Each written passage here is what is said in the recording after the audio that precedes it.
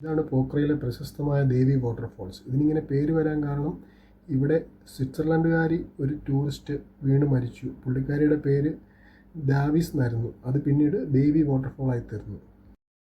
ഇവിടുത്തെ ഏറ്റവും വലിയ ആകർഷണം എന്താണെന്നറിയോ? ഈ ഫേവ തടാകത്തിൽ നിന്ന് ഒഴുകിയെത്തുന്ന വെള്ളം ഈ പാറക്കെട്ടിലേക്ക് പതിച്ച ശേഷം ഈ ഭൂമിക്കടിയിൽ ഒരു തുരങ്കമുണ്ട്. ഇതിൻ്റെ അകത്തൂടെ താഴേക്ക് അപ്രത്യക്ഷമായി പോവുകയാണ്. നമുക്ക് പിന്നെ വെള്ളം എങ്ങോട്ടാണ് പോകുന്നത് കാണാൻ സാധിക്കത്തില്ല. ഇതിൻ്റെ തൊട്ട് ഓപ്പോസിറ്റാണ് ഗുപ്തേശ്വർ കേവ് അല്ലെങ്കിൽ മഹാദേവ് ഗുഹ സ്ഥിതി ചെയ്യുന്നത്. നീണ്ട കൽപ്പടവുകൾ ഇറങ്ങി വേണം നമുക്ക് ഈ ഗുഹയ്ക്കകത്തോട്ട് കയറി പോകാനായിട്ട്. ഇവിടെ ചുണ്ണാമ്പുകല്ലുകൾ കൊണ്ട് പ്രകൃതി തീർത്ത ഒരുപാട് ശില്പങ്ങൾ നമുക്ക് കാണാൻ സാധിക്കും. ഇതിൻ്റെ ഉള്ളിൽ ഒരു ശിവലിംഗമുണ്ട്. അതായത് ഗുഹയ്ക്കുള്ളിൽ മറഞ്ഞിരിക്കുന്നതുകൊണ്ടാണ് ഈ ഗുഹയ്ക്ക് ഗുപ്തേശ്വർ കേവ് എന്ന പേര് വന്നത്. അതായത് ശിവൻ ഗുപ്താവസ്ഥയിൽ ഇരിക്കുകയാണ്, അതായത് മറഞ്ഞിരിക്കുകയാണ്. ഇതൊരു പ്രശസ്തമായൊരു ഹിന്ദുമത തീർത്ഥാടന കേന്ദ്രമാണ്.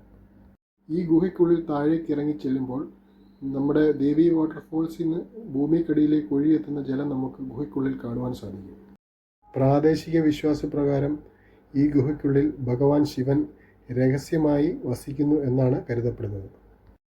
ഈ ദേവി വാട്ടർഫോൾസും ഗുപ്തേശ്വർ കേവും പ്രകൃതിയും ആത്മീയതയും ഒരുമിക്കുന്ന ഒരു അപൂർവമായ ഒരു സ്ഥലമാണ്. അതുകൂടാതെ ഒരു വശത്ത് ശക്തമായ ജലപ്രവാഹവും മറുവശത്ത് ഭൂമിക്കടിയിൽ നിശബ്ദമായ ശിവക്ഷേത്രവും. ഇത് നമുക്ക് ഒരേ യാത്രയിൽ ആസ്വദിക്കാൻ കഴിയും.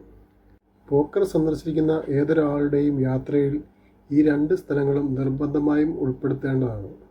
കൂടാതെ സാഹസികതയും പ്രകൃതി സൗന്ദര്യവും ആത്മീയതയും ഒരുമിച്ച് അനുഭവിക്കാൻ ആഗ്രഹിക്കുന്നവർക്ക് ഇത് ജീവിതകാലം മുഴുവൻ ഓർമ്മയിൽ സൂക്ഷിക്കാവുന്ന ഒരു അനുഭവമായിരിക്കും.